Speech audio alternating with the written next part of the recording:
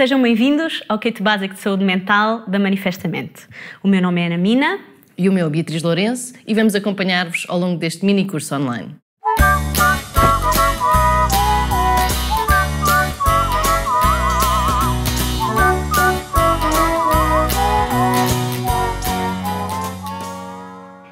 Este curso foi construído de forma minuciosa para vos trazer o conhecimento científico mais atualizado, da forma mais acessível e até divertida possível. Foi revisto e otimizado por todas as especialidades da nossa equipa e ainda pela equipa do Programa Nacional de Saúde Mental da Direção-Geral da Saúde, a quem muito agradecemos o apoio. Durante esta construção recebemos imenso feedback positivo dos nossos participantes e também muitas sugestões que incorporámos no kit para o melhorar ainda mais. O kit básico de saúde mental que vão começar a ver agora mesmo é o resultado de toda esta dedicação. Esperamos que gostem. O kit é também o primeiro grande projeto da Manifestamente, uma iniciativa cidadã pela saúde mental e uma associação sem fins lucrativos. O nosso lema é Juntos pela Saúde Mental de todos nós. Isto significa que acreditamos que o envolvimento da sociedade civil é fundamental para melhorarmos a nossa saúde mental. Estaremos juntos durante hora e meia e durante esse tempo vamos desmontar o que é saúde mental, falar um pouco dos sinais de alerta que nos podem avisar que se passa alguma coisa connosco ou com as pessoas à nossa volta e desmontar também o que é doença mental. Depois vamos também falar da forma como nos podemos ajudar a nós próprios quando precisamos e também outras pessoas que não estejam bem. Vamos conhecer os vários recursos de ajuda que temos disponíveis se necessário.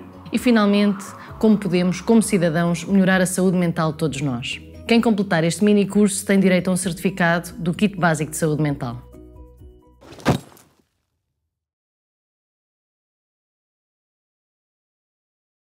Estavam a achar que íamos falar de saúde mental?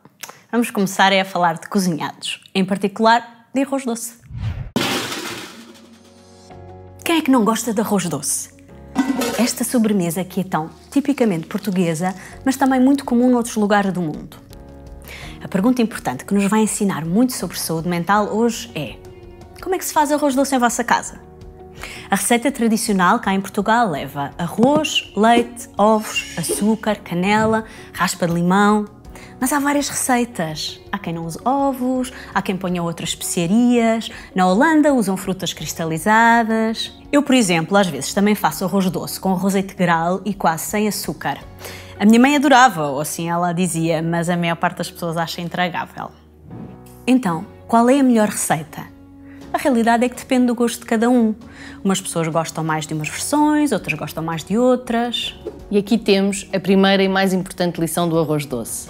A saúde mental é como cozinhar arroz doce. Assim como há várias maneiras de fazer um bom arroz doce, também há várias maneiras de conseguirmos ter uma boa saúde mental. Depende dos gostos e das características de cada um. Todos nós somos diferentes e temos características diferentes. A segunda lição do arroz doce é que dentro da mesma taça, a qualidade dos ingredientes também pode variar. Ou seja, podemos fazer arroz doce usando leite em pó, leite do dia, leite vindo diretamente da vaca criada ao ar livre em pastos verdejantes, leite de aveia, leite de amêndoa, sei lá. Também dentro da mesma pessoa podem existir aspectos mais saudáveis e menos saudáveis. Uma pessoa com uma boa saúde mental também tem provavelmente algumas características menos saudáveis e o inverso também é verdade. Uma pessoa com uma saúde mental menos boa tem também habitualmente algumas características muito saudáveis. A última lição do arroz doce é que ele não sai sempre igual, mesmo fazendo sempre a mesma receita. Às vezes pode sair mais espesso, outras vezes mais líquido, mais doce, menos doce. Da mesma forma, a nossa saúde mental varia ao longo da vida. Às vezes está muito bem e nós sentimos no nosso melhor e somos capazes de lidar com as exigências que a vida nos traz. Outras vezes sentimos-nos mais em baixo e tudo se torna mais difícil. Mas apesar de todas estas variações e incertezas, há ingredientes fundamentais que são essenciais para se fazer arroz doce. Imagino que todos concordam comigo se vos disser que não é possível fazer arroz doce sem arroz. Da mesma forma, há ingredientes essenciais para termos uma boa saúde mental. A pensar nisso, construímos um lembrete para nos ajudar a recordar alguns dos ingredientes que acreditamos serem fundamentais para uma boa receita de saúde mental. A palavra mental. Este M dará o mote para o que vem a seguir. Começamos com este conhecido dizer mente sã em corpo são. Ou seja, não há saúde sem saúde mental. Apesar de frequentemente pensarmos que a cabeça e o corpo são coisas diferentes, na realidade a cabeça não está separada do corpo. Várias situações mostram a sua íntima relação. As doenças mentais têm sintomas e consequências no nosso corpo. Por exemplo, a ansiedade causa muitas vezes palpitações, dor no peito, falta de ar, tremor. Por outro lado, as doenças ditas orgânicas ou físicas também podem ter impacto em sintomas psicológicos. Existem doenças, como os problemas da tireoide, que podem dar sintomas muito parecidos com uma depressão. Também não é de estranhar que uma pessoa com cancro ou uma doença grave ou crónica passe por um período de depressão. A cabeça não está separada do corpo. O E refere-se a exercício. A Organização Mundial da Saúde aconselha que os adultos saudáveis pratiquem 150 minutos de exercício por semana ou 20 minutos por dia. Logo, quando estamos a fazer exercício, começa a produção de hormonas de bem-estar que melhoram o nosso ânimo. E sabe-se também que o exercício físico ajuda a prevenir as doenças do coração, diabetes, tensão alta, vários tipos de cancro e ainda prevenir a depressão e a ansiedade. O exercício faz bem ao corpo e à mente, melhora a nossa qualidade de vida e é um dos ingredientes mais importantes para uma vida saudável. Nós sabemos que pode ser difícil, na correria do dia-a-dia, encontrar tempo para cumprir estas indicações. Então é importante lembrarmos que não é obrigatório estarmos inscritos num ginásio para melhorar a nossa atividade física. Podemos recorrer a estratégias simples, como subir escadas em vez de apanhar o elevador, descer um autocarro uma paragem antes e fazer o resto a pé, ou então combinar uma caminhada com um amigo em vez de combinar um café. O N é de nutrição. Sabemos que uma alimentação adequada pode ajudar a prevenir uma série de problemas médicos, como as doenças do coração, a obesidade, o colesterol e a tensão altos, ou a diabetes. Sabemos também que uma alimentação adequada é fundamental para o bom funcionamento do cérebro e pode também ajudar a prevenir doenças como a depressão. De um modo geral, podemos dizer que a dieta deve ser diversificada, com predomínio de alimentos de origem vegetal, baixo teor em sal e açúcar e rica em água. Nenhum alimento ou suplemento sozinho substitui uma alimentação equilibrada e qualquer alimento ou suplemento em excesso pode ser prejudicial. É sempre mais seguro confirmar com o seu médico assistente primeiro. O T pertence a tempo de descanso, o que significa muita coisa. Em primeiro lugar, o sono. O sono é uma função essencial da vida. Serve não só para recuperar energia, mas também para consolidar a memória e a reorganização cerebral. Quando não dormimos bem ou não dormimos o suficiente, no dia seguinte estamos mais desatentos, ansiosos, desorganizados. Cada pessoa tem o seu ritmo. Há pessoas que precisam de 8 ou 9 horas para dormir e outras que ficam bem só com 5 ou 6. É importante conhecermos o nosso próprio ritmo e cuidar dele. O sono é muito sensível às nossas rotinas do dia-a-dia e há definitivamente coisas que podemos fazer para nos ajudar a dormir melhor. Por exemplo, deitar e acordar mais ou menos às mesmas horas, preparar o sono com atividades calmas como ler ou ouvir música. O que não é boa ideia é beber café ou outras bebidas com cafeína depois das 6 da tarde, nem fazer atividades físicas ou intelectuais muito intensas depois do jantar. Fazer a sesta à tarde também é uma boa estratégia de descanso, mas só pode fazer cestas quem dorme bem à noite. Para além de dormir, há outras maneiras de descansar, como por exemplo as atividades que nos ajudam a desligar e a recuperar baterias. Ter um hobby ou um passatempo que gostamos e que nos dá prazer é uma excelente maneira de descansar. O A é de adaptação. A adaptação vai ser importante em vários aspectos. Este A de adaptação pretende ilustrar a importância de aceitarmos algumas circunstâncias da vida, isto é, o facto de não controlarmos tudo o que nos acontece.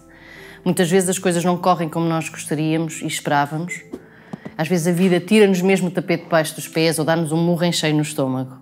São alturas complicadas da nossa vida em que podemos precisar de tempo e espaço para recuperar. Aceitarmos que não controlamos tudo pode ser fundamental para sermos capazes de mudar de perspectiva e sermos mais flexíveis e conseguirmos nos adaptar a algumas circunstâncias da vida. A ligação diz respeito à importância de nos conectarmos com a nossa família, amigos, comunidade. A sensação de pertença enriquece a vida e dá-lhe mais significado. As relações pessoais podem ser a nossa principal fonte de felicidade e suporte. Esta combinação de letras mental traduz os ingredientes mais consensuais para uma boa receita de saúde mental. Mas cada um tem que encontrar a sua própria receita que se adeque aos seus gostos e necessidades.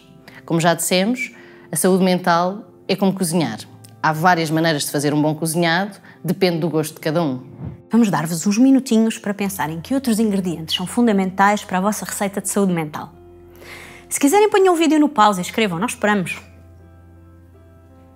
Por exemplo, a mim faz-me sempre sentir melhor fazer tricô, ou pintar, passear, viajar. Já está? Vamos continuar.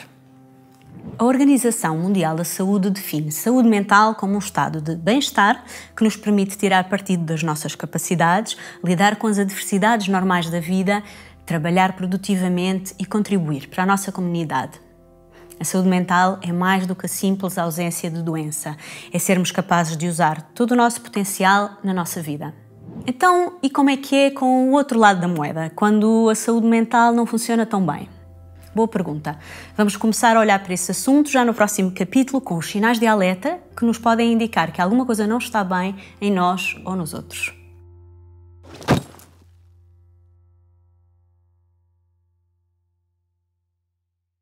Quando o arroz doce se estraga, ou porque se queimou ou porque azedou, existem várias pistas que nos podem fazer suspeitar que o arroz está estragado, como o seu sabor, o cheiro, o aspecto.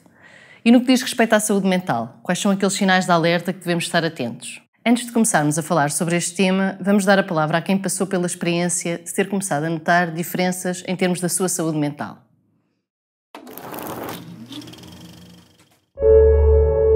It was scary. I didn't know what was going on. I was in a dark place. Feeling completely empty, feeling despair, and I was scared. I kind of let it boil up inside me. I couldn't see any escape. I would wake up with the anxiety and the knotted feeling in my stomach. I have sat at the darkest time. I'd thought, I'd planned my exit. I needed help. A que devemos então prestar atenção para repararmos se a nossa saúde mental ou de alguém próximo está a passar por dificuldades? Um dos sinais é a pessoa começar a ficar mais reservada ou isolar-se. Imaginem alguém que costumava ter uma vida social ativa e de repente começa a afastar-se da família, dos amigos, deixa de participar nas atividades que gostava. Nos casos mais graves, a pessoa pode até começar a faltar ao trabalho ou à escola. É importante não confundir este sinal de alerta com o comportamento normal de alguém que é mais tímido. Isso é uma característica de personalidade, não é um sinal de doença. Trata-se só de um sinal de alerta quando há uma mudança naquele que é o comportamento social habitual de uma pessoa. Outro sinal de alerta é quando alguém parece zangado, ansioso, agitado ou com mudanças de humor que não lhe são habituais. A pessoa pode ter mais frequentemente dificuldades em controlar o seu estado de espírito. Pode parecer facilmente irritável ou com dificuldades em acalmar-se, ou pode explodir ao menor problema. Pode ainda, em situações mais extremas, ter dificuldades em dormir. Não devemos confundir este sinal de alerta com a zanga e a preocupação normal, que são sensações e sentimentos comuns que todos nós já sentimos. Estes sentimentos surgem em situações em que existe uma possível ameaça, seja ela real ou não. E até podem ser úteis porque funcionam como um sistema de alerta, deixando-nos mais preparados para lidar com qualquer imprevisto que possa acontecer. No entanto, quando estes sentimentos surgem demasiadas vezes, estão sempre presentes, permanecem durante várias semanas com grande intensidade e sofrimento associado e começam a interferir com o nosso dia-a-dia, é um sinal de alerta. Outro sinal é a maneira de ser da pessoa ou a personalidade ficar diferente. Podemos notar mudanças súbitas ou graduais na forma como alguém habitualmente se comporta. Ou então notamos comportamentos que não parecem ajustados aos valores da pessoa. A pessoa pode simplesmente parecer diferente, ou confusa, ou ter atitudes que façam com que as pessoas mais próximas se estranhem. Muitas vezes a própria pessoa pode ter dificuldade em reconhecer que algo está diferente ou que não está bem, e são as pessoas mais próximas a perceberem-se primeiro. Para de cuidar de si próprio e pode ter comportamentos de risco. Pode-se notar uma mudança ao nível do autocuidado da pessoa. Alguém pode começar a desleixar-se na sua higiene pessoal. Pode ter comportamentos que revelem pouco bom senso da sua parte, como, por exemplo, abusar de álcool ou de outras drogas. Ou pode ter comportamentos autodestrutivos, que podem pôr em perigo a sua própria pessoa ou afastar as pessoas mais próximas. Um último sinal é quando alguém parece ter perdido toda a esperança ou estar esmagado pelas suas circunstâncias. Podemos notar que alguém que costumava ser otimista agora não consegue encontrar esperança relativamente a nada. Podemos notar tristeza ou desânimo, que podem vir associados a baixa autoestima, ou sentimentos de culpa ou de vergonha, ou até a sensação de estar preso e não haver saída. Esta pessoa pode estar a passar por uma experiência extrema de dor emocional. É importante não confundir este sinal de alerta com a tristeza e o desânimo que surgem depois de um acontecimento negativo na nossa vida. Isso são sentimentos normais que fazem parte da vida de todos nós. Normalmente têm a duração de poucos dias e num curto espaço de tempo passam ou ficam atenuados. Trata-se sim do sinal de alerta quando estes sentimentos permanecem durante várias semanas, causam grande sofrimento emocional e associam-se a outras queixas, como já falámos. Pessoas nesta situação podem vir a dizer, por exemplo, que o mundo estaria melhor sem elas. Pensar em fazer mal a si próprio não é uma resposta normal ao stress. E também não é uma simples chamada de atenção, é um sinal que se deve procurar ajuda. Quando surgem este tipo de pensamentos, a nossa cabeça não está a funcionar da maneira normal. A presença de certas doenças mentais contribui para uma maior desorganização cognitiva, sofrimento emocional, e isto impede-nos de pensar em soluções e estratégias eficazes para lidar com as adversidades. Esta situação é definitivamente um sinal de alerta e é fundamental pedir ajuda neste momento. A presença destes sinais de alerta não significa que exista necessariamente uma doença mental. A saúde mental não é o oposto da doença mental. A saúde mental, como já vimos, é mais do que a ausência de doença. É também a capacidade de utilizarmos todo o nosso potencial. Assim, é mais útil olharmos para a saúde e para a doença mental como um espectro, um contínuo, uma escala de cinzentos, em vez de algo apenas a preto e branco. Saúde versus doença. Todos nós estamos à mercê do sofrimento e em determinada altura da vida podemos precisar de ajuda. Estes sinais de alerta são isso mesmo, sinais, em nós ou nos outros, para os quais devemos prestar atenção e, em caso de dúvida, pedir ajuda. O diagnóstico de uma doença mental apenas deve ser feito por alguém com competências nessa área.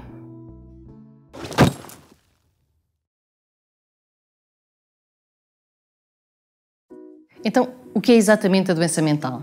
A doença mental diz respeito a uma ampla gama de problemas, caracterizados por alterações do pensamento, do humor, da energia ou do comportamento, que resultam na incapacidade de lidar com os desafios e rotinas comuns da vida. Existem mais de 200 doenças mentais classificadas. Algumas das mais frequentes e mais conhecidas são a depressão, as perturbações de ansiedade, a dependência do álcool, a perturbação bipolar e a esquizofrenia. É muito importante sublinhar que cada pessoa tem uma experiência da doença diferente, mesmo pessoas com o mesmo diagnóstico. Vamos agora ver um vídeo com alguns testemunhos de pessoas que passaram por uma experiência de doença mental.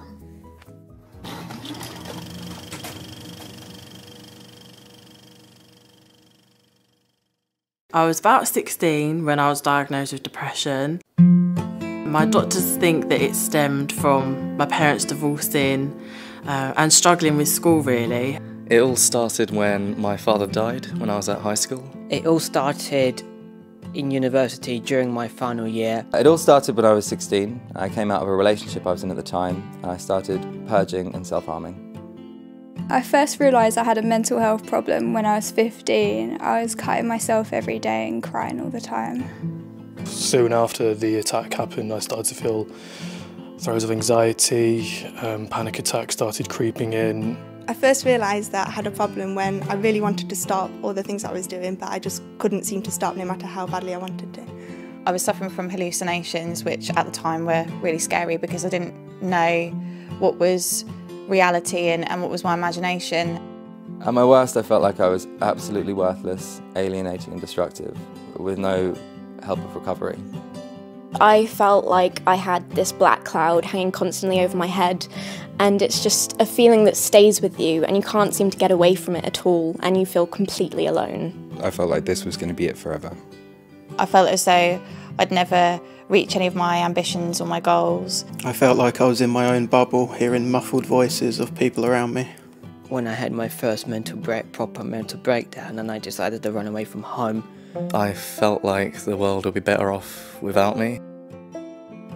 My mental health problem means that I go through many highs and lows which I struggle to control. Sometimes I just want to hide away. I feel that I have to make everyone else happy and every day is a struggle, but I just remind myself that I'm strong. My mental health problem means that sometimes the world can be a very scary, very dangerous and very dark place. Everyday tasks can become the most mammoth missions that seem like you're never going to be able to do them. My mental health problem means that life is hard. The hardest thing about having a mental health problem is people not realising that there's something wrong with you and that you can be really ill even if you look absolutely fine. I think especially having an eating disorder, people assume that you're going to look a certain way or be a certain size or a shape, or they imagine certain stereotypes that aren't necessarily true. Like the social, and in my case, like the cultural stigma associated with it.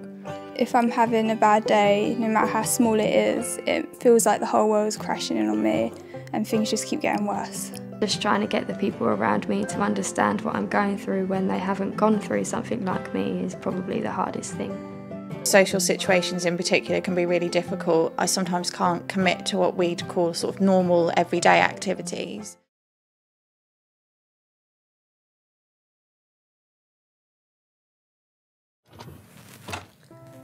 As expectativas que nós construímos sobre o mundo, a nossa ideia de como é que é a realidade, depende das pessoas que vamos conhecendo, das experiências que vivemos, daquilo que nos ensinaram na escola e do que vamos vendo à nossa volta. A forma como compreendemos e lidamos com a saúde mental também.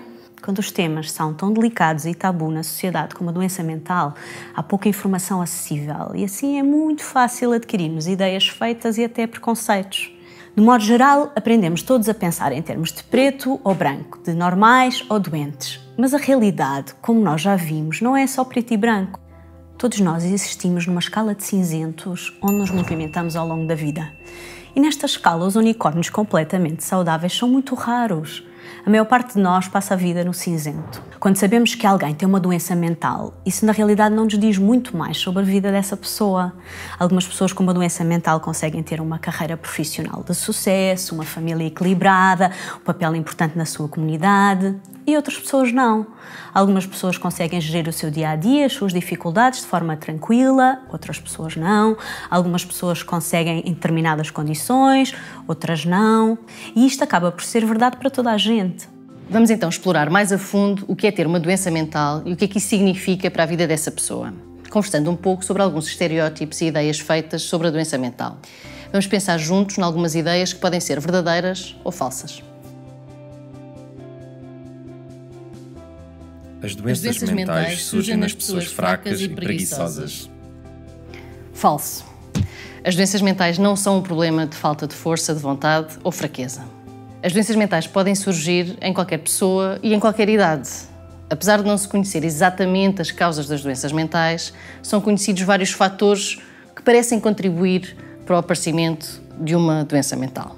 Temos fatores genéticos, infecções, lesões cerebrais, traumatismos durante o parto, abuso de substâncias, fatores psicológicos, fatores sociais, fatores ambientais, que também podem criar esta predisposição, como por exemplo o trauma, abuso físico ou sexual, perdas precoces de pessoas significativas, negligência ou eventos estressantes.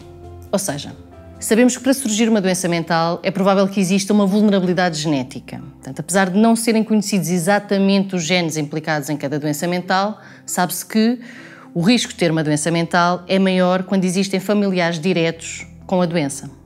Mas isto não explica tudo. É consensual que esta vulnerabilidade genética tem de interagir com outros fatores de risco, os fatores ambientais, sociais e culturais, para condicionar o aparecimento de uma doença mental. As doenças mentais são raras. É falso. As doenças mentais são frequentes. Qualquer pessoa pode vir a sofrer de uma doença mental, incluindo crianças, jovens, adultos e idosos. Em todo o país, 1 em cada 5 pessoas estão, neste momento, a passar por uma experiência de doença mental. 1 em cada 3 vão passar por uma experiência de doença mental em algum momento da sua vida. O mais provável é que todos conheçamos alguém que sofre de uma doença mental, mesmo que nunca nos tenhamos apercebido disso. Traduzindo em exemplos mais práticos, no meu grupo de 5 amigos mais próximos, talvez um deles esteja neste momento a passar por uma doença mental. Se a minha turma tiver 30 alunos, é possível que 6 deles não estejam bem. Se a minha empresa tiver 100 pessoas, então talvez 20 estejam a passar por isso.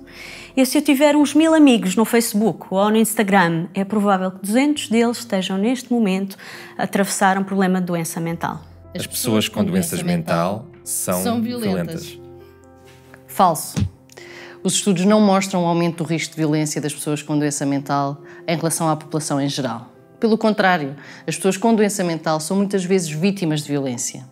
Portanto, não quer dizer que uma pessoa com doença mental não possa ter comportamentos violentos, mas provavelmente, quando isso acontece, está relacionado com outros fatores, como algumas características da sua personalidade ou consumo de álcool ou drogas. Os medicamentos podem dar uma ajuda, mas vão tornar-me uma pessoa diferente de quem eu sou. Não vão. A medicação psiquiátrica ajuda a controlar e a tratar os sintomas da doença, mas não altera a pessoa que somos. Quando estamos perante uma doença mental, pode existir um desequilíbrio dos nossos neurotransmissores cerebrais, ou seja, as substâncias que as células do nosso cérebro usam para comunicar entre si e que fazem os pensamentos funcionar. A medicação psiquiátrica vai promover o equilíbrio dessas substâncias e assim controlar sintomas e tratar a doença. Não interfere com a maneira de ser, nem com o caráter, nem com a personalidade da pessoa que os toma. Pode sim alterar a forma como a pessoa se sente, mas não altera quem a pessoa é. A medicação psiquiátrica, e não só, claro, deve ser gerida sob a supervisão do médico assistente.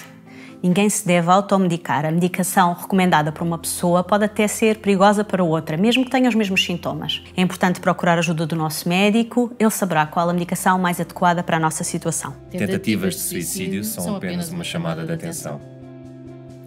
Falso. Uma tentativa de suicídio deve ser entendida como um pedido de ajuda, de alguém que está em grande sofrimento e não consegue encontrar outra saída nesse momento. A esmagadora maioria das pessoas que comete suicídio tem doença mental, cujo tratamento poderia aliviar o sofrimento e ajudar a pessoa a sentir-se melhor. Em muitos casos é a própria doença mental que pode alterar o pensamento e fazer com que a pessoa não consiga encontrar alternativas e outras soluções. As tentativas de suicídio e os comportamentos autolesivos, ou seja, os atos de fazer mal a si próprio deliberadamente, como arranhar ou cortar, devem ser levados a sério, pois a pessoa está em sofrimento e precisa de ajuda. Falar sobre suicídio não causa ideias suicidas, pelo contrário, poderá aliviar a angústia e a desesperança sentidas pela pessoa, pois pode dar-lhe a sensação de estar a ser mais compreendida e ajudada. É possível ter uma doença mental e viver com qualidade. É verdadeiro. Todos os dias surgem mais tratamentos e estratégias para as pessoas com doença mental.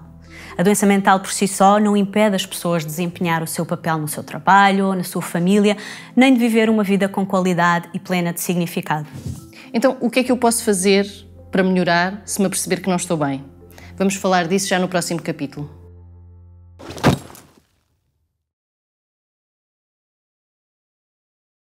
Sabemos que hoje em dia a internet é o primeiro recurso para qualquer dúvida ou necessidade de informação.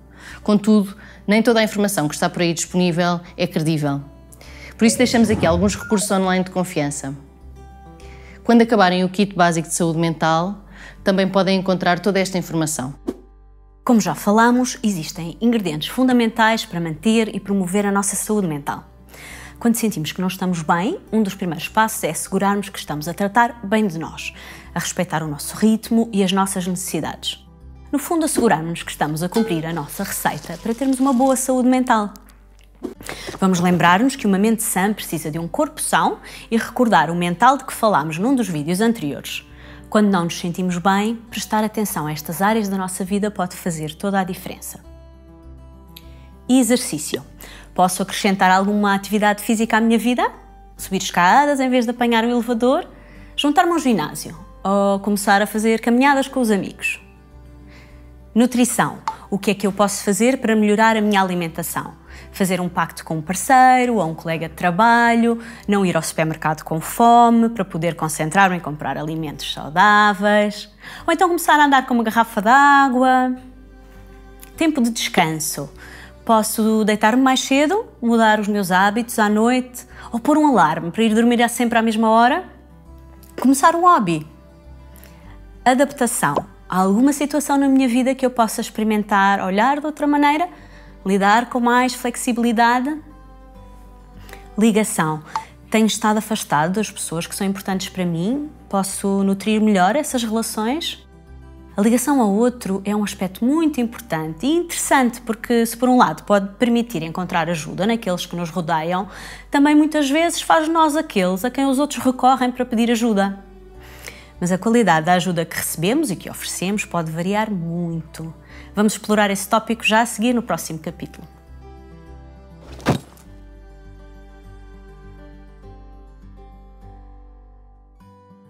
Não sendo profissional de saúde, como é que podemos ajudar alguém próximo que esteja a precisar da nossa ajuda? Quero mostrar-vos uma história antes de avançarmos. Olá, tudo bem? Não tens aparecido? Não queres vir connosco ao cinema hoje à tarde? Não, não posso. Tenho que ficar por casa hoje. Desculpa. Mas há imenso tempo não vais sair connosco. Sabes, tenho andado um bocado ocupado e um bocadinho em baixo. Olha, eu acho é que precisas de sair e divertir-te. Estás com a malta. Sabes, as coisas lá por casa e no trabalho não estão assim a correr tão bem. Não me tenho sentido bem também e, na realidade, não me apetece fazer nada. Olha, a última vez que me senti assim, comecei a sair mais e fazer coisas que gosto e, olha, foi remédio santo. No instante estava para as curvas. Sim, mas isso és tu. Eu não sou muito boa companhia agora. Opa, deixa-te dessas coisas. Tens a de gozar a vida. Ok, já. Olha, se não sais, quando deres por ti, estás sozinho e miserável. Vem ao cinema connosco, vá. Olha, fazemos assim. Se eu me sentir mais animado, eu digo-te qualquer coisa, pode ser? Ok. Mas olha, tristezas não pagam dívidas. Vá, vem connosco, vai-te fazer bem. Ok. Obrigado. Mas agora tenho de ir, está bem? Vemo-nos depois. Ok. Tchau. Fica à espera que ligues. Quando estamos preocupados com alguém de quem gostamos, o mais natural é queremos que essa pessoa deixe rapidamente de estar nessa situação. Cheios de boas intenções, vamos tentar animá-la, procuramos mostrar o lado positivo, desdramatizar, dizer-lhe o que é que ela devia fazer para sair daquela situação. Mas esta não é a melhor maneira de ajudar. Porque muitas vezes a pessoa já tentou ou está a tentar essas opções, ou então porque a pessoa não tem força ou capacidade naquele momento para o fazer, ou simplesmente a pessoa não consegue mudar a forma como se está a sentir. Assim, estas estratégias, o tentar animar, mostrar o lado positivo, dar soluções, têm muitas vezes o efeito oposto que pretendemos. Quem estamos a tentar ajudar pode ficar a sentir-se pouco compreendido, ou a pensar que não deveria estar a sentir-se assim, ou pode ficar a recriminar-se por não conseguir fazer mais. E isto não dá origem a que a pessoa se sinta melhor. Em vez disso, pode dar origem a sentimentos de culpa, de vergonha, de tristeza, de impotência, de incapacidade, zanga, frustração, desânimo. Não é isto que nós queremos. O risco que corremos com estas estratégias é que a pessoa que estamos a tentar ajudar desista de procurar a nossa ajuda, deixe de falar connosco, isolando-se ainda mais e ficando ainda mais sozinha com todas as emoções difíceis que já estava a sentir. Infelizmente, ouvimos e dizemos muitas coisas que não ajudam. Quem é que nunca se sentiu mal ao ouvir coisas destas? Não queres sair e fazer uma vida normal? Isso é tudo na tua cabeça. Eu Tens é que tenho pensar uma doença positivo. Anima-te. Deixa, mas é de ser preguiçoso. Tu és Devias ser menos preguiçoso. Quem me dera a mim ter uma doença dessas para estar de férias o tempo todo. Sessão com a minha massagista e isso passar. Para de arranjar desculpas e vai, mas é trabalhar. Tu nem pareces doente. Vais-te deitar outra vez? Não há nada de errado contigo. Está tudo na tua cabeça. Dizemos estas coisas sem grande reflexão, na intenção de magoar, mas é bom lembrar que podem não só magoar muito quem as ouve, como levar a que as pessoas de quem gostamos se afastem de nós e fiquem sozinhas com as suas dificuldades. Ok, já sabemos o que não fazer. Então, afinal, o que é que pode ajudar? A forma mais importante de ajudar alguém é escutar com empatia e compreensão, tentando não fazer julgamentos. A qualidade da conexão, da relação, é o mais importante. A escuta ativa, com empatia, pode ser muito desafiante e a boa notícia é que se aprende, treina e aperfeiçoa. A nossa presença e companhia respeitosa, enquanto seres humanos, é geralmente suficiente e é o melhor que podemos oferecer de nós. É essencial estarmos atentos e recordar que, na maior parte das vezes, nós próprios também não precisamos, nem desejamos, que nos resolvam os problemas por nós. O mais importante é sentir que estamos a ser realmente ouvidos e que não estamos sozinhos e que podemos contar com o apoio e suporte do outro. Tal como não existe uma receita única para a saúde mental, também não há uma receita única para as relações humanas. Contudo, existem alguns recursos, perguntas poderosas, que podem ser muito eficazes quando queremos ajudar uma pessoa próxima, de forma que ela se sinta apoiada. Mesmo que possamos sentir atrapalhação ou falta de jeito, ou não sabermos ao certo como lidar com a pessoa ou com a situação em que ela se encontra, estas perguntas podem ajudar-nos. Aqui vão uns exemplos. Perguntar como tens estado ou como estás, em vez de perguntar estás bem. A pergunta estás bem dificilmente produz uma resposta que não seja sim. É mais útil fazer perguntas abertas, ou seja, perguntas cuja resposta não seja automaticamente sim ou não e que encorajem a pessoa a falar mais.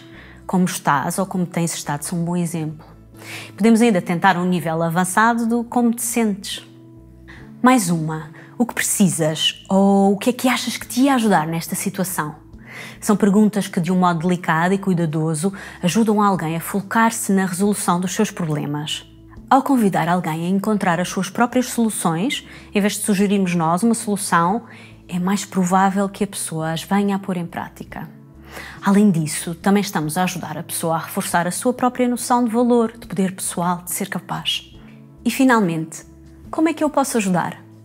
Esta pergunta é também muito poderosa porque nos permite mostrar que estamos disponíveis para a outra pessoa de uma forma que respeita as suas necessidades sem imposições da nossa parte. Então, e se nós não pudermos ou não quisermos ajudar da forma que nos é pedida? Não faz mal. Podemos dizer que não conseguimos ajudar dessa maneira. É importante termos cuidado de proteger os nossos limites e saber dizer não para cuidarmos da nossa própria saúde mental. Sem isso, não conseguimos ser capazes de ajudar verdadeiramente os outros. Escutar de forma empática é uma aprendizagem que leva tempo, precisa de prática e muitas vezes passa por exercícios de tentativa e erro. Com o tempo podemos melhorar. Se estamos a conversar com alguém, sentimos que a conversa está a correr bem, a pessoa até está a falar mais do que o habitual e até parece contente com a nossa ajuda, e de repente damos uma sugestão ou fazemos um comentário e a pessoa retrai-se, talvez esse comentário tenha vindo cedo demais ou de uma forma impositiva. Um truque que nos pode ajudar a saber se estamos a acolher o outro de uma forma que o ajuda é se damos por nós a dizer expressões como eu acho que ou tu devias era, em vez de escutar ou fazer perguntas, talvez estejamos a descarrilar. Vamos mostrar-vos na prática como é que isto pode funcionar. Olá, não tenho visto, está tudo bem? Como é que tens de estar? Estou um bocado em baixo, sabes? As coisas lá por casa e no trabalho não estão a correr assim tão bem. A sério? Então, o que é que se passa? É que as coisas no trabalho estão um bocado complicadas. Os prazos apertam e ando sempre numa correria. Ando com imenso stress no trabalho e depois chego esgotado a casa. Não tenho paciência para nada. Sinto-me mais irritado, acho que explodo por tudo e por nada. Não posso ouvir barulhos e já nem me apetece sair de casa. Percebo. Então, e o que é que estás a precisar? Não sei. Acho que estou a precisar de uma pausa. Pois, imagino. Olha, e como é que eu posso ajudar? Sabes, só ter estado disponível para me ouvir já foi bom. Talvez possamos combinar um café para a semana? Sempre espaireço um pouco. Viram como a conversa pode ser diferente? Na primeira conversa, na tentativa de arranjar imediatamente soluções para ajudar, o amigo não se preocupou em ouvir e tentar perceber o que realmente se passava. Quando na segunda conversa o amigo utilizou as perguntas poderosas, a pessoa pôde desabafar e o amigo ficou a perceber melhor o que se passava.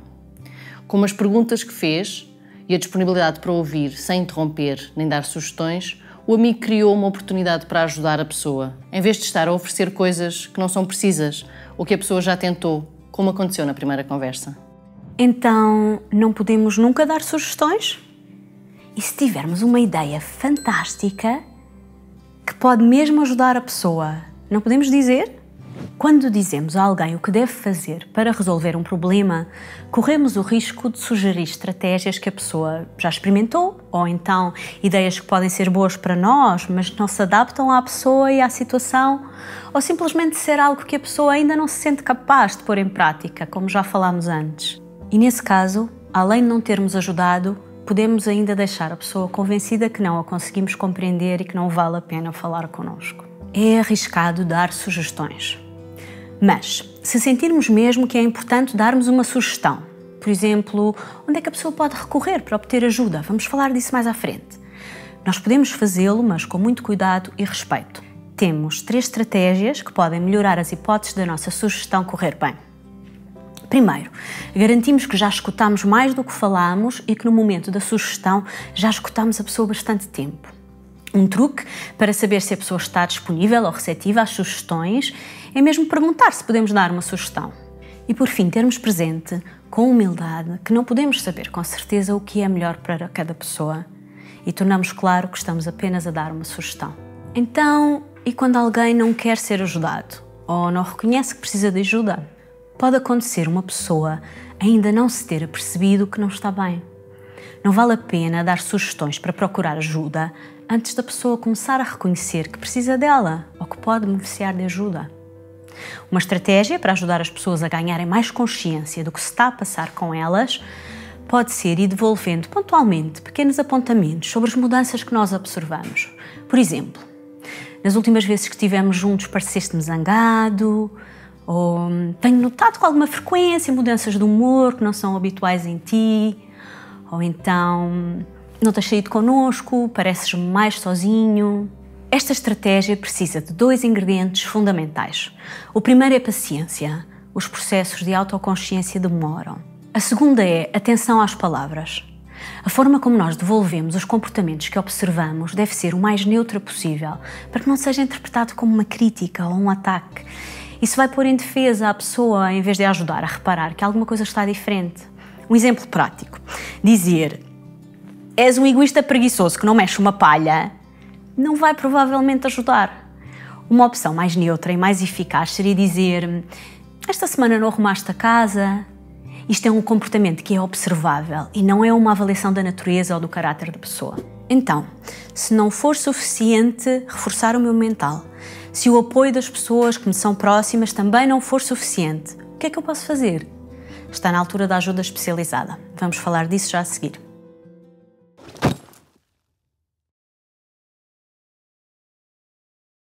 Por vezes, cuidarmos de nós próprios sozinhos ou com o apoio das pessoas que gostam de nós não é suficiente. Quando isso acontece, está na altura de procurar ajuda especializada. Muitas vezes demoramos a pedir ajuda por orgulho ou por vergonha, porque nos custa admitir que estamos em sofrimento. Não vale a pena ficar sozinho em sofrimento à espera que passe. Não faz sentido desperdiçar tempo da nossa vida a sentirmos-nos mal, quando existem ajudas disponíveis. Vamos então falar um pouco sobre as ajudas a que podemos recorrer, que estão ilustradas nesta pirâmide. Na base da pirâmide temos os autocuidados, ou seja, a nossa capacidade de cuidarmos de nós próprios e a comunidade que nos rodeia com os recursos que estão mais disponíveis ou mais próximos de nós. São a nossa família, os nossos amigos e a nossa comunidade, sem esquecer também nós próprios e as coisas que podemos fazer para cuidar de nós. Depois disso, há várias ajudas especializadas. Portanto, existem vários sítios e recursos onde podemos pedir ajuda, consoante a situação e a sua gravidade. É importante sabermos onde recorrer e conhecermos as redes de suporte e ajuda que existem, não só para nós, mas também para divulgarmos junto das pessoas mais próximas que precisem de saber. O Serviço Nacional de Saúde é um sistema complexo e em constante evolução. Disponibiliza cuidados para todas as fases da vida, desde o nascimento até à velhice, não só nos períodos de doença, mas também na promoção da saúde, como, por exemplo, com o Programa Nacional de Vacinação, o planeamento familiar e os diversos rastreios que existem.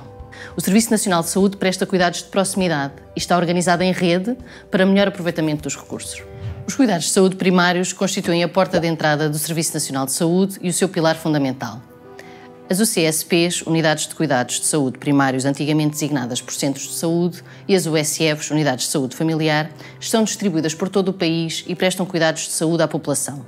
Aí trabalham médicos de família e enfermeiros, em articulação com assistentes sociais, psicólogos e, em alguns centros, também nutricionistas. Estas equipas estão preparadas para promover a saúde, detectar precocemente alguma doença, iniciar tratamentos adequados ou então referenciar a outras especialidades se necessário. No caso das doenças mentais, os médicos de família estão preparados para tratar as doenças mentais mais comuns, como a depressão e a ansiedade, ou então, se necessário, encaminhar para a consulta de psiquiatria ou pedopsiquiatria, no caso de menores de 18 anos. Estes centros articulam-se ainda, quando necessário, com as unidades de saúde pública, onde os delegados de saúde e outros profissionais prestam cuidados dirigidos à comunidade. O próximo nível de cuidados são os cuidados hospitalares, cuidados mais especializados do que os cuidados de saúde primários e que estão concentrados nos hospitais. Aí encontram-se um grande número de especialidades médicas e cirúrgicas. A psiquiatria é a especialidade médica responsável pelo tratamento das doenças mentais. A pedopsiquiatria é a especialidade responsável pelo tratamento das doenças mentais em crianças e adolescentes. As pessoas com doenças mentais mais graves ou mais difíceis de tratar devem ser referenciadas a uma consulta de psiquiatria na sua área de residência. As consultas de psiquiatria do Serviço Nacional de Saúde são gratuitas. O serviço de urgência está reservado a situações muito graves, urgentes ou emergentes, que requerem uma resolução imediata. É importante saber qual o serviço de urgência mais próximo da sua residência, ao qual pode recorrer em caso de necessidade. Alguns serviços de urgência têm um departamento próprio de psiquiatria, mas mesmo aqueles que não têm saberão como ajudar. Existem também linhas telefónicas que podem dar apoio imediato. A linha da Saúde 24 está disponível 24 horas por dia e é um bom recurso. Através desta linha podemos falar com o enfermeiro e obter aconselhamento e encaminhamento e também agendar consultas. A linha SOS Voz Amiga funciona diariamente, das 4 da tarde à meia-noite. As chamadas são atendidas por voluntários que dão apoio em situações de solidão, de angústia, desespero e prevenção de suicídio. Quando procuramos ajuda, podem recomendar-nos vários tipos de tratamento diferentes, conforme a nossa situação e também as nossas preferências. Neste kit, aproveitamos para falar dos 2 tratamentos mais comuns em Portugal, a medicação e a psicoterapia. A medicação atua ao nível dos neurotransmissores, promovendo o seu reequilíbrio e adequado funcionamento. Ou seja, quando há um desequilíbrio nas substâncias que as nossas células do cérebro usam para comunicar e fazer os nossos pensamentos funcionar, a medicação pode ser uma grande ajuda. Só os médicos, como por exemplo os psiquiatras ou os médicos de família, podem prescrever e gerir o tratamento. A psicoterapia é uma abordagem em que, usualmente, através da palavra, procura aumentar o autoconhecimento, alterar comportamentos, tratar sintomas de problemas de doença mental. Pode ser individual, de casal, familiar ou em grupo. O processo é conduzido por um psicoterapeuta, mais frequentemente um psicólogo com formação em psicoterapia. Cada caso é um caso. Podem existir situações em que é suficiente a intervenção de um deles e, noutras situações, é vantajosa ou recomendada a intervenção de ambos. Quando devo recorrer, onde? Se não me ando a sentir bem, o primeiro passo é afinar o meu mental e cuidar de mim. Estarei a cuidar de todas as áreas do meu mental da melhor maneira que consigo. Está na hora de fazer as mudanças que forem necessárias e possíveis e manter-me atento. Se vir que não me sinto melhor, a situação arrasta-se há muito tempo e está a afetar a minha vida pessoal ou profissional, está na altura de ir ao centro de saúde ter uma consulta com o meu médico de família. No centro de saúde, o meu médico pode recomendar-me medicação para me ajudar, sugerir que faça psicoterapia se esse recurso estiver disponível ou então encaminhar-me para uma consulta de psiquiatria no hospital se a situação for complexa ou se a medicação não estiver a ter o efeito desejado. Se for encaminhado para o hospital, o médico psiquiatra que me receber pode recomendar ou ajustar a medicação, sugerir psicoterapia ou outros recursos disponíveis no hospital para me ajudar. Se tiver dúvidas ou não souber onde ir, posso sempre ligar para a Saúde 24, onde posso falar com um enfermeiro que me vai ajudar. Conversar com alguém da linha SOS Voz Amiga também poderá ajudar e lá também poderão recomendar o melhor caminho a seguir. Se estiver numa situação de sofrimento insuportável, muito intenso, ou estiver a pensar fazer mal a mim próprio, posso recorrer diretamente ao serviço de urgência. É importante assumirmos a nossa responsabilidade pelo processo de tratamento. Assim sendo, há 2 coisas importantes que devemos fazer para contribuirmos para que corra tudo da melhor maneira. O primeiro é informar o profissional de saúde que nos acompanha acerca de tudo o que diga respeito ao meu estado geral de saúde. A duração do meu problema, a existência de outros casos de doença mental na minha família, toda a medicação que eu estou a tomar neste momento, ou se tenho outros problemas de saúde, como problemas da tiroide, tensão alta, baixa, diabetes, problemas de coração, outras coisas. Depois, dar tempo para que o tratamento faça efeito. Quando a nossa saúde mental está fragilizada, o processo de recuperação pode ser lento. Se não for recomendada a medicação, habitualmente demora algum tempo até fazer efeito e pode até ser preciso algumas alterações depois ao nível da dose ou do tipo de medicamento. Pode ser necessário deixar passar algum tempo, em alguns casos são precisos meses, para começarmos a sentir os primeiros resultados. A psicoterapia também pode demorar algum tempo a produzir resultados. Assim sendo, como é que eu sei que estou a ser bem ajudado? Que o técnico de saúde que escolhi é o adequado para a minha situação e que a abordagem terapêutica é a mais indicada? Há algumas pistas a que posso estar atento. Em primeiro lugar, devo sentir que o técnico de saúde que me acompanha ouve as minhas preocupações e necessidades e me procura compreender sem tirar conclusões precipitadas, respeitando a minha individualidade e autodeterminação. Em segundo lugar, é importante sentir que tenho espaço para fazer perguntas sobre a medicação, alterações à medicação, o que vai atuar sobre o quê, o diagnóstico, o que esperar, como funcionam as consultas, o que fazer em caso de emergência, etc. É fundamental que exista um ambiente de confiança e segurança que me permita expor as minhas questões, sejam elas relacionadas com a doença, tratamento ou outras. A maior parte dos tratamentos em saúde mental são lentos. É importante dar oportunidade que possam fazer efeito antes de desistir e procurar outras soluções. É importante discutir com o seu técnico de saúde o plano a seguir e saber o que esperar.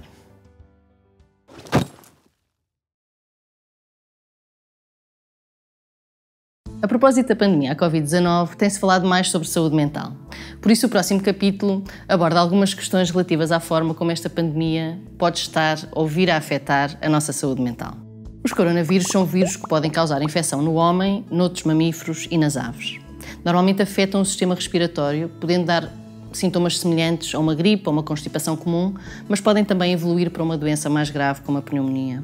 O novo coronavírus, o SARS-CoV-2, que origina a doença designada Covid-19, foi identificado pela primeira vez em dezembro de 2019 na China. Em março de 2020, a Organização Mundial de Saúde declarou o surto como uma pandemia e a propagação do vírus por todo o mundo teve um profundo efeito social e económico. Todos nós, de uma forma ou de outra, sentimos que a nossa vida mudou.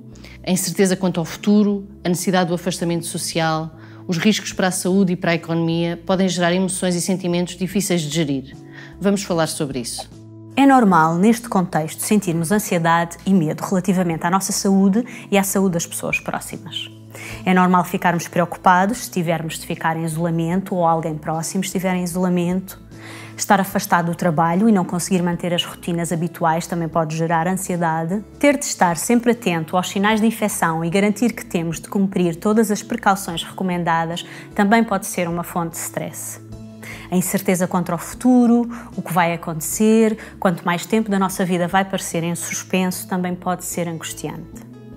Todos estes sentimentos são normais, tendo em conta a situação extraordinária que vivemos e podem fazer-se acompanhar de outros problemas, como tristeza, falta de esperança, frustração, irritabilidade, alteração do sono e da alimentação, dificuldades de atenção e de concentração, ou mesmo agravamento de problemas de saúde já existentes.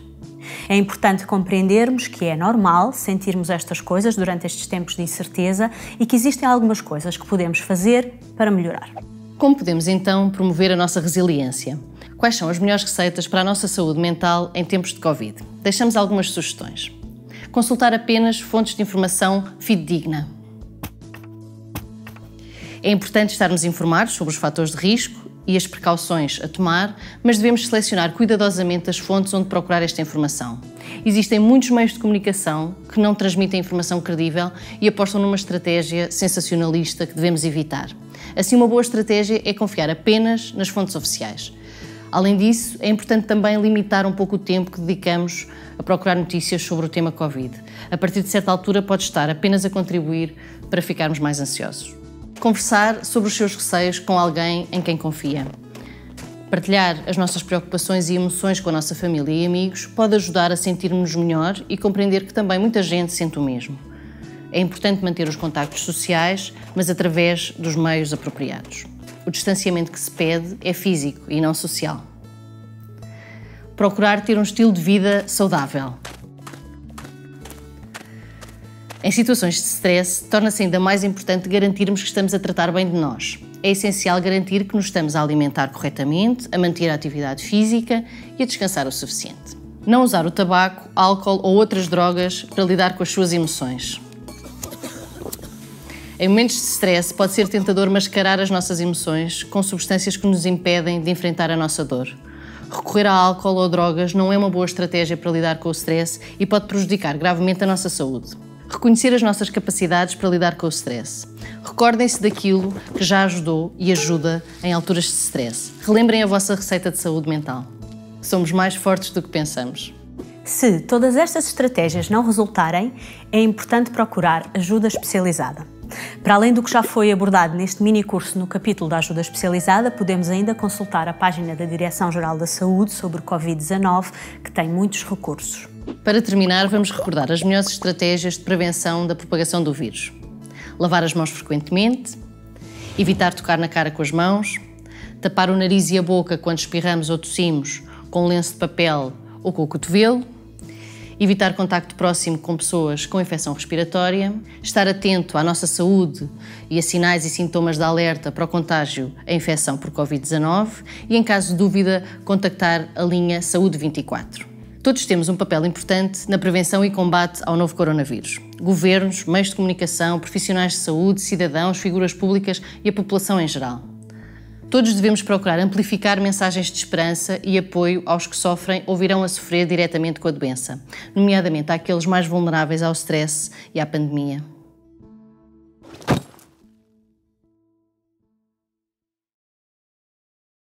Cidadania pela saúde mental, como? Mas eu agora que não sou profissional de saúde, posso melhorar a saúde mental das outras pessoas? Posso sim. Queremos começar este capítulo com uma história sobre uma jovem do Reino Unido e o impacto que ela teve na saúde mental da comunidade onde ela vive. A simple note of support and the Samaritan's phone number, one of dozens attached to Wearmouth Bridge by a teenage girl who knows how hard life can sometimes feel. I've been to the bridge plenty of times, and if I just seen like a sign that just told us that I was worth it, then it might have just made a difference. In all, Paige has tied more than 200 uplifting messages to Wearmouth Bridge and says she's been contacted online by 8 people who say her words have helped them through a crisis. Even if it was just like to save one person or just to make one person smile, that was all it was for. But I didn't expect it to go this far at all. Local mental health workers are in no doubt Paige has made a difference. It's coming from the heart, it's come from somebody who completely understands. And to read that in such a time of despair, it can be, it's the small things that do help you in those times. It's been so powerful actually, because every day when I walk to work I see these messages. It's inspired me to do my job better. Messages like this have appeared in Chesterfield and Tameside, but Paige has struck a chord with the people of Sunderland and now she's been recognised. I really thought that she was an inspiration. It deserved that recognition about what she had done and really deserved to be promoted about what she had done. Paige says the positive response to her messages has helped make a big improvement to her own mental health. Nick Wallace, ITV News.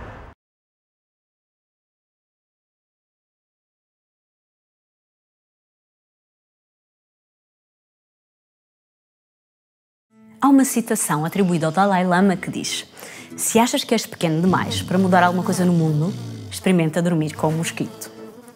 Todos podemos contribuir, talvez mais do que aquilo que imaginamos, para a nossa saúde mental, a das pessoas que nos rodeiam e da nossa comunidade.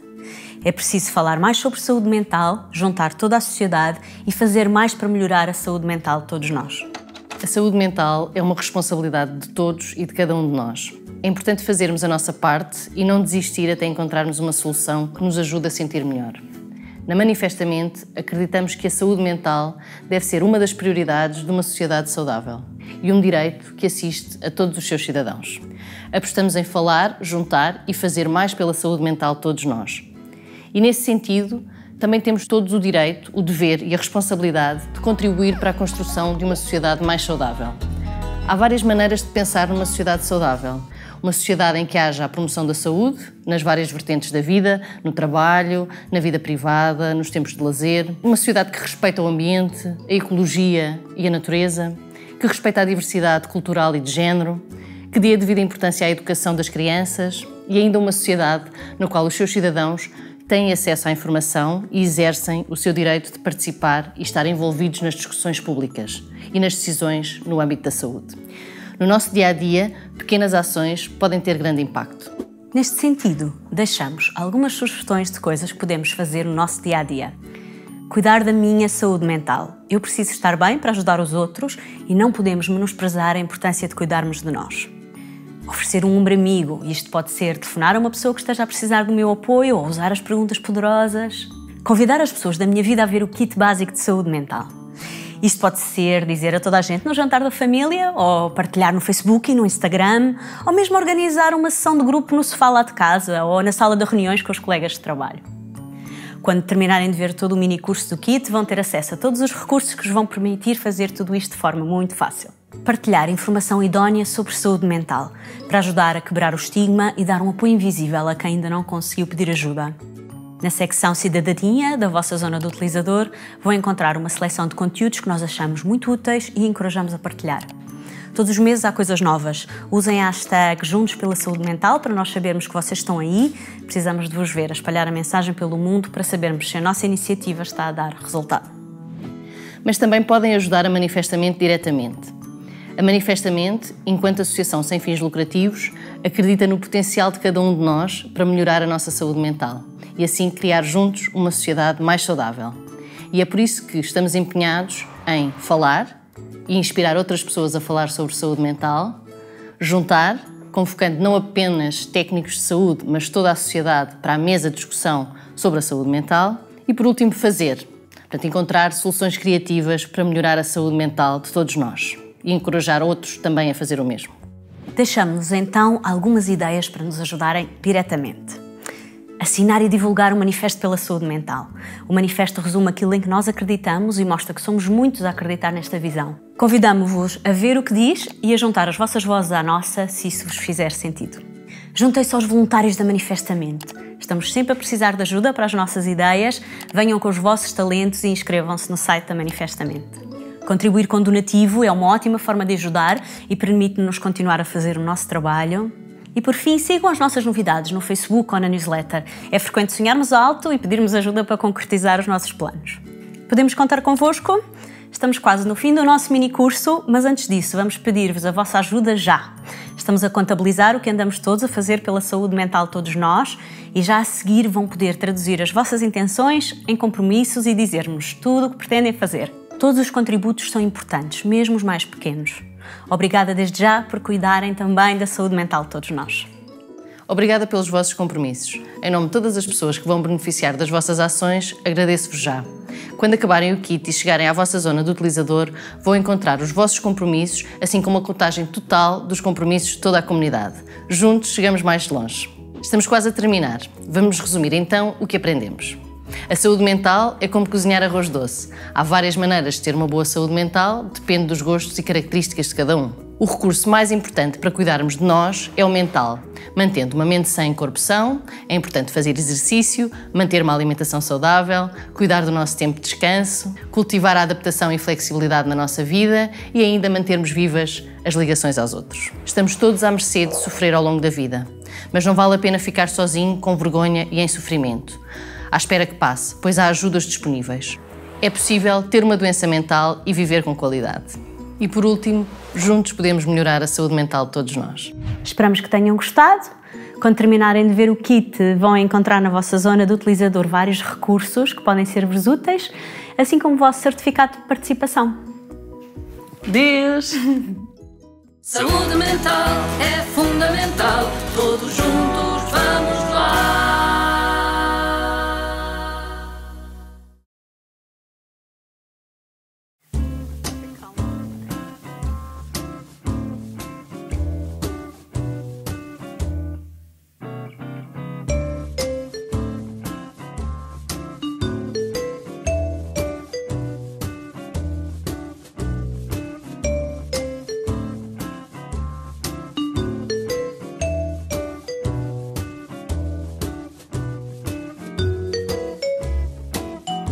Insiste!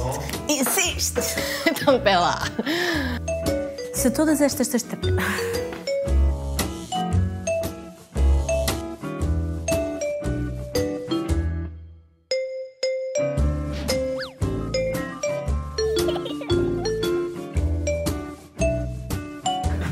Fazemos o 10 todo, não é? Sei lá o que a gente faz. É o que tiver ali. E a seguir isto vou-me deitar no sofá.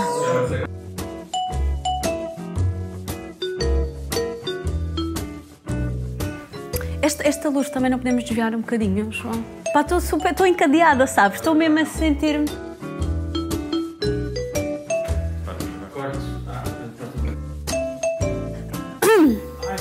Na base da pirâmide temos os autocuidados, ou seja, a nossa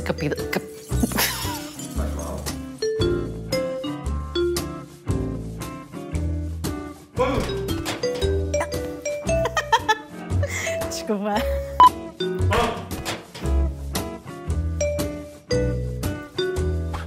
Ok. Ai, o pé me foi... Faz lá outra vez. Opa!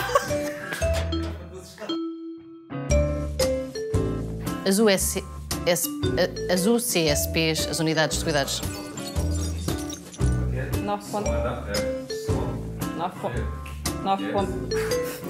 9.3, take 3. A medicação psiquiátrica e... As consultas de psiquiatria.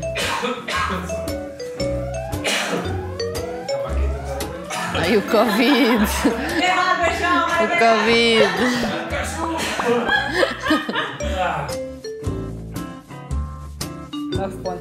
take.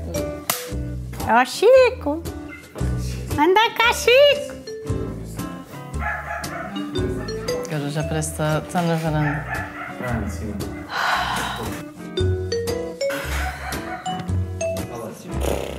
Bro.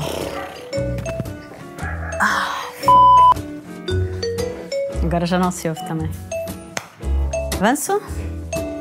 É importante. Em situação... Perdi-me. Oh, é só mais este e depois é a Beatriz, não é? Para lidar com as suas emoções. Até o 9.1.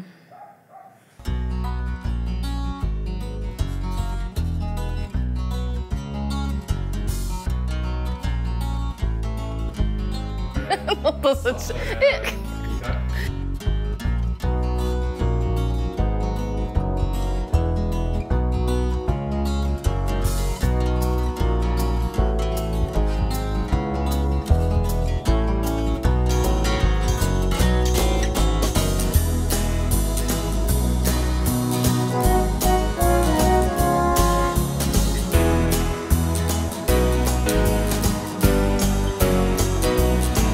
Eu, por exemplo, às vezes faço o microfone.